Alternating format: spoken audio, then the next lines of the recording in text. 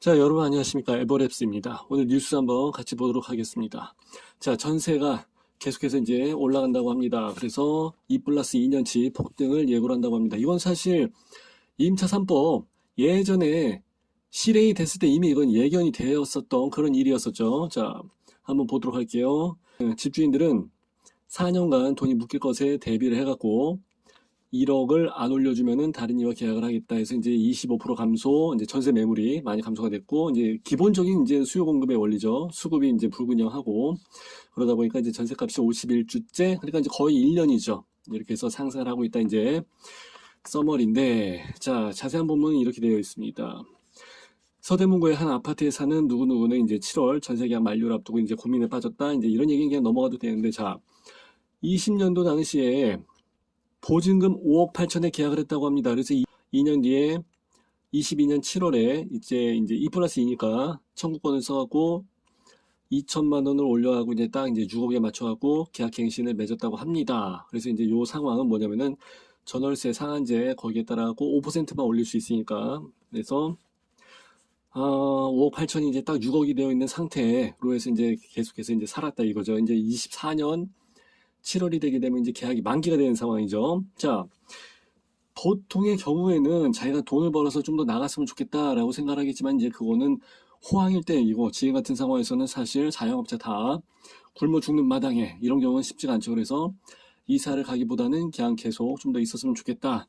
이렇게 해서 이야기를 했을 겁니다. 그런데 재계약하는 여부를 물어보니까 기존에 6억에서 1억 3천만 원을 증액을 해야지 7억 3천에 재계약을 할 수 있다고 이야기를 했다는 겁니다.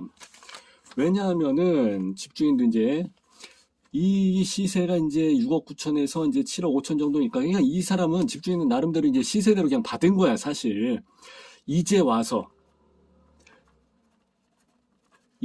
드디어 파이널리 시세대로 받고자 하는 상황이니까 이 사람은 사실 지금까지 근 4년 동안은 제값을 못 받았다는 얘기지. 집주인 입장에서는. 그리고 이제 임차인 입장에서는 재계약을 하고 싶은데 6억에서 살던 거를 7억 3천으로 해서 맞춰주려니까 난데없이 1억 3천을 더 플러스를 해야 되는 상황이죠. 그러니까 서로가 상당히 한쪽은 손해봤다는 생각이 들 거고 한쪽은 급격하게 너무 올려받는 거 아니냐라는 서로 상황은 한 가지인데 서로 다른 상황이 연출이 되고 있는 상황인 거예요. 자, 이렇게 되니까 이제 이 사람은 고민을 하겠죠. 자, 그리고 전세값이 계속 오르면 차라리 집을 사는 게 낫지 않냐. 이제 제가 이거 기본적으로 항상 말씀을 드린 거죠. 내 집 마련은 여러분의 주머니 사정이 된다 그러면 무조건 최대한 빨리 하는 게 좋아요. 뭐 금액이 올라가고 있잖아요. 뭐 내려가고 있잖아요. 웃기지 마세요. 그냥 최대한 빨리 하는 게 제일 좋습니다. 자, 이렇게 해서 이제 내용들을 보다 보니까 자, 51주 연속 상승세를 이어갔다고 합니다. 그래서 22년도에 급락을 했을 때 이런 것보다는 계속해서 이제 오르기 시작한다. 그래서 IMF 때도 마찬가지고 금액은 한번 빠졌다 할지라도 6개월에서 2년이면 금방 다 회복이 되고 올라가는 게 일반적인 그래프죠. 자, 기본적으로 봤을 때 수요 공급, 수공의 원리가 작용이 되는데 요게 이제 불균형을 맺다 보니까 이제 이런 경우가 많이 발생을 한다. 이제 이런 얘기입니다. 그래서 지금도 우리 지난번 시간에 공부할 때 뭐라 그랬어요? 에버랩스 이제 요거 공부하는 거 계속해서 이제 연결이 되는데 계속해서 나오는 인허가 찾고 이런 게 지금 없으니까 3, 4년 후에 공급이 씨가 마른다, 공급이 절벽이 될 거다 이런 얘기 많이 했었었죠. 여기도 마찬가지예요. 지금 전세 물건이 계속해서 없어요. 전세 물건이 없으면은 수요 공급 원리 따라고 올라갈 수밖에 없죠. 자, 1000세대가 넘습니다. 근데 전세 매물이 나와 있는 경우는 한 건도 없어. 야, 심각하네 진짜. 1000세대가 넘는데 아예 물건 자체가 없는 상황이다 그러면 이 상황에서는 사실 부르는 게 값이 돼버리죠. 호가가 아니라 부르는 게 그냥 그대로 실거래가로에서 연결되는 상황이 될 거예요. 5%밖에 인상을 할 수가 없기 때문에 2+2년 그럼 이제 4년치를 올릴 수가 없죠. 4년 동안 금액을 올릴 수 있는 그 시기가 안 오잖아. 계약갱신 때 금액을 올리든가 해야 되는데 4년으로 해서 묶어버리게 되니까 4년치를 한 번에 올려버릴 수밖에 없죠. 집주인 입장에서는. 왜냐면 이 사람들도 그냥 기분 내키는 대로 해서 금액을 올리는 게 아니라 이자를 내야 되거든, 은행에다가.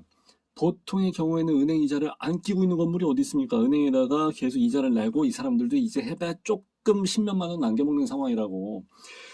그렇기 때문에 지금 금리도 높고 하다 보니까 그나마 기대 수익이나 여기 임차에 의한 수익이 사실 굉장히 줄어들었을 거라고 없다시피 해서 체감이 되지 않는 상황일 텐데 이런 식으로 해서 2 플러스 2가 돼버리니까 자, 전세값을 한 번에 올려받으라는 집주인이 늘어나면서 전세값이 폭등한 전례가 있다. 이거는요, 원래 그랬습니다. 옛날에는 1년 단위였어. 그러다가, 야, 1년, 이거 해마다 이사 다니는 게 너무 힘들지 않냐, 그래갖고, 2년으로 해서 이제 늘렸었습니다. 그러니까 이제 이때도 폭등을 했었죠. 왜냐면 집주인 입장에서는 지극히 경제적인 활동을 할 수밖에 없으니까, 집주인이 나쁜 사람이다, 이런 식으로 해서 보게 되면은 감 못 잡은 사람이고, 지금은 요는 이제 아예 2 플러스 2를 해버리다 보니까 더 폭등을 할 수 있는 요인이 4년치를 올려버려야 되니까 그렇게 해서 나갈 수밖에 없는 상황이 되는 거죠. 자, 향후에 입주 물량 자체가 줄어들죠. 예, 인허가 착공 자체가 없으니까. 자, 서울의 경우는 재개발, 재건축이 자, 공급으로서의 역할을 할 수가 없기 때문에 1, 2년 안에 전세값이 하락할 요인이 없다. 하락할 요인이 없다기보다도 올라갈 요인이 너무 많죠. 예.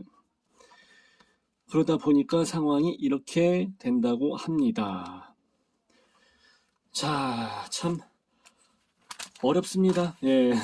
집주인도 어렵고 새들어 사는 사람도 어렵고 아무쪼록 좀 빨리 경제가 활성화가 돼서 좀 좋은 정책이 나오면서 마음 놓고 살 수 있었으면 좋겠습니다. 자, 이렇게 해서 마무리하는 걸로 할게요. 감사합니다. 빠이빠이.